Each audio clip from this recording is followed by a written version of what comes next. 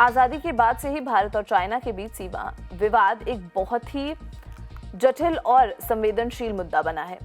गलवान घाटी में 2020 के तनाव के बाद रिश्तों में एक लंबा ठंडा दौर देखा गया, लेकिन अब एक बहुत ही महत्वपूर्ण विकास सामने आया है। दोनों देशों ने रिश्तों को फिर से शुरू करने का फैसला लिया है। हाल ही में दोनों देशों के स्पेशल रिप्रेजेंटेटिव्स यानी कि एसआर्स, हमारे national security adviser Ajit Doval और चाइनीज फॉरेन मिनिस्टर वांग यी के बीच 24th दौर की बातचीत हुई। ये बातचीत एक नए दौर का आगाज है। इसमें बड़े फैसले लिए गए। एक बड़ा फैसला लिया गया है कि दोनों देश अब बॉर्डर विवाद को हल करने के लिए काम करेंगे और इसके लिए एक एक्सपर्ट ग्रुप का गठन किया जाएगा।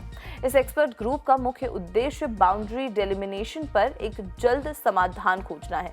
दोस्तों, डेलिमिनेशन का मतलब होता है कि सीमा को कानूनी और राजनीतिक तरीके से निर्धारित करना बिना जमीन पर फिजिकल निशान लगाए। ये एक बहुत ही महत्वपूर्ण और जटिल प्रक्रिया है और इस पर आगे बढ़ना दोनों देशों के लिए एक बड़ा कदम है। इसके अलावा बातचीत में कई और बड़े कदम भी उठाए गए। सबसे पहले दोनों देशों ने जल्दी से जल्दी डायरेक्ट फ्लाइट शुरू करने पर भी सहमति जताई है। इससे न सिर्फ लोगों का आना जाना आसान होगा, बल्कि रिश्तों में भी गर्मजोशी भी आएगी। साथ ही कैलाश मानसरोवर की धार्मिक यात्रा के लिए पिलग्रिम की संख्या को बढ़ाया जाएगा। इकोनॉमिक मोर्चे पर भी दोनों देशों ने 3 महत्वपूर्ण ट्रेडिंग पॉइंट्स लिपुलेख पास, शिपकीला और नाथुला से बॉर्डर ट्रेड को फिर से शुरू करने पर सहमति जताई है। ये व्यापार के लिए एक बहुत ही बड़ा कदम है जो दोनों देशों की अर्थव्यवस्था को फायदा पहुंचाएगा।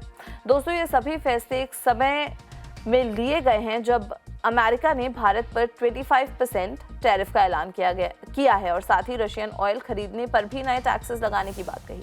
ऐसे में चाइना के साथ रिश्तों को सुधारना भारत की आर्थिक और राजनीतिक तौर पर बहुत महत्वपूर्ण माना जाता है।